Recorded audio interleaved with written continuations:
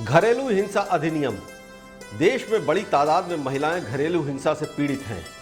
इन महिलाओं को उत्पीड़न से बचाने और उन्हें कानून की मदद दिलाने के लिए ये अधिनियम बनाया गया है।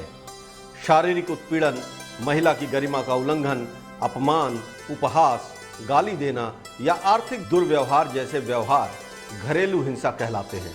पीड़ित महिला को राहत देने जैसे कि संरक्षण आदेश, आर्थिक राहत, बच्चों के कस्टडी का आदेश या मुआवजे का आदेश देने की व्यवस्था की गई है। इन्हें अलग अलग वर्गों के जरिए समझना आसान है कि इस अधिनियम के तहत किस प्रकार का व्यवहार कानून के तौर पर गलत है। जैसे शारीरिक हिंसा, ऐसा कोई व्यवहार जो महिला को शारीरिक रूप से हानि पहुंचाता हो वो गैर कानूनी माना जाएगा। जैसे महिला के साथ मारपीट करना, उस पर हमला करना, बीमार महिला का इलाज न करवाना। लैंगिक हिंसा, ऐसा कोई भी व्यवहार जो महिला की गरिमा को हानि पहुंचाता हो वो लैंगिक हिंसा के अंतर्गत आएगा। यहां तक कि जबरन संभोग और वैवाहिक बलात्कार भी इसी हिंसा का हिस्सा है।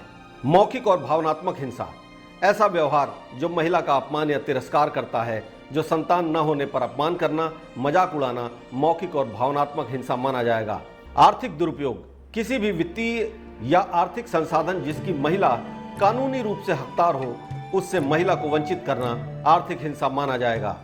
जैसे ऐसी संपत्ति जिसमें महिला का मालिकाना हक हो उसे बेचना या महिला का मालिकाना हक खत्म करना भी इसी दायरे में आता है। दहेज की मांग, किसी भी महिला से शादी के समय या शादी के बाद दहेज मांगना, फिर किसी मूल्यवान संपत्ति की मांग करना गैर कानूनी है और ऐसी मांग न पूरा होने पर महिला के साथ मारपीट करना या उसे धमकी देना, उस पर दबाव बनाना भी घरेलू हिंसा अधिनियम के दायरे में भी आता है। इन सभी हिंसा के लिए कठोर कानून और सजा का प्रावधान है। PIL यानी जनहित याचिका, हाई कोर्ट में अनुच्छेद 226 और सुप्रीम कोर्ट में अनुच्छेद 32 के तहत दायर वो याचिकाएं जो जनहित के मुद्दे पर आधारित हों उसे ही PIL कहा जाता है।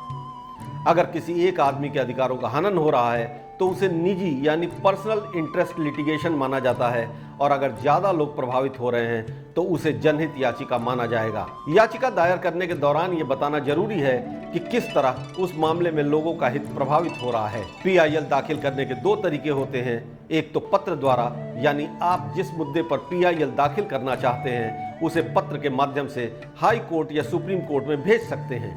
अगर कोर्ट आपके पत्र से सहमत होता है तो वो पत्र को ही जनहित याचिका मान लेता है।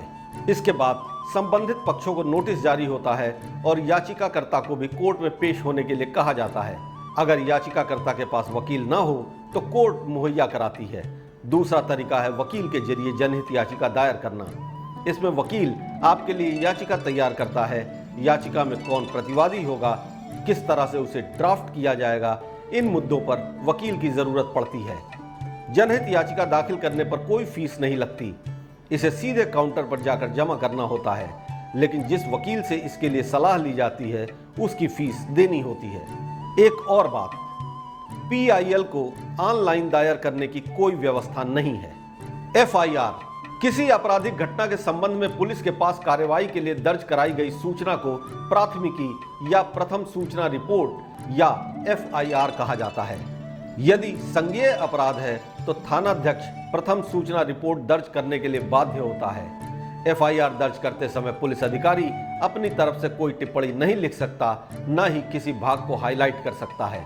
FIR की एक प्रति लेना शिकायत करने वाले शख्स का अधिकार होता है। पास्को एक्ट, हमारे समाज में छोटे बच्चों के साथ यौन अपराधों की अक्सर खबरें आती हैं।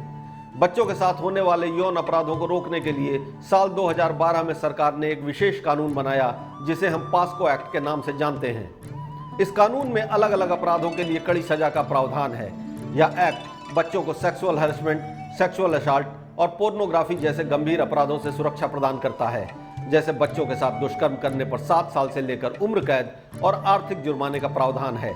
बच्चे को दुष्कर्म के बाद गंभीर चोट पहुंचाई गई हो तो आरोपी को 10 साल से लेकर उम्र कैद तक की सजा हो सकती है और साथ ही जुर्माना भी लगाया जा सकता है। अगर बच्चे के गुप्तांग से छेड़छाड़ की गई हो तो आरोपी को 5 से 7 साल तक की सजा और जुर्माना देना होगा। इसके अलावा 18 साल से कम उम्र के बच्चों से किसी भी तरह का यौन व्यवहार इस कानून के दायरे में आता है। यह कानून लड़के और लड़की दोनों को समान रूप से सुरक्षा प्रदान करने के लिए बनाया गया है। इस कानून के तहत दर्ज होने वाले मामलों की सुनवाई के लिए विशेष अदालत बनाई गई है। श्रमिक अधिकार। श्रमिकों के अधिकार के लिए अक्सर आवाजें उठाई जाती हैं। श्रमिकों की सुरक्षा और उनके बेहतर जीवन के लिए सरकार ने नियम कानून भी बनाए हैं और कुछ अधिकार भी दिए हैं। पहले हम अधिकारों की बात करें तो समानता का अधिकार। राज्यों द्वारा नागरिकों के विरुद्ध किसी भी प्रकार का भेदभाव नहीं किया जाएगा। सार्वजनिक नियोजन में अवसरों की समानता, संघ और यूनियन बनाने का अधिकार, जीवन जीने का अधिकार के तहत जीविका का अधिकार, मानव तस्करी और बलपूर्वक श्रम कराने पर प्रतिबंध, 14 साल से कम आयु के बाल श्रम को प्रतिबंधित करना, पुरुषों और महिलाओं के मध्य समान कार्य के लिए समान वेतन की व्यवस्था। अगर कानून की बात करें तो श्रमिकों की सुरक्षा के लिए अलग अलग अधिनियम हैं जो मजदूरों के हितों की रक्षा करती है। इसी तरह सुरक्षा संबंधी प्रावधान भी हैं। इसके अंतर्गत कारखानों में मशीनों के खतरनाक हिस्सों को सही ढंग से ढका जाना चाहिए और सुरक्षा को ध्यान में रखते हुए सभी मशीनों का उचित रखरखाव होना चाहिए। किसी भी व्यक्ति को तब तक किसी मशीन पर कार्य करने की अनुमति नहीं देनी चाहिए जब तक कि वो उस मशीन के बारे में ठीक से न जानता हो। कारखानों में रासायनिक गैस के प्रभाव में आने का खतरा हो तो मजदूर को वहां तब तक नहीं जाने देना चाहिए जब तक सुरक्षा के उपकरण न हो। आग लगने की स्थिति में मजदूरों के बचने की व्यवस्था भी होनी चाहिए।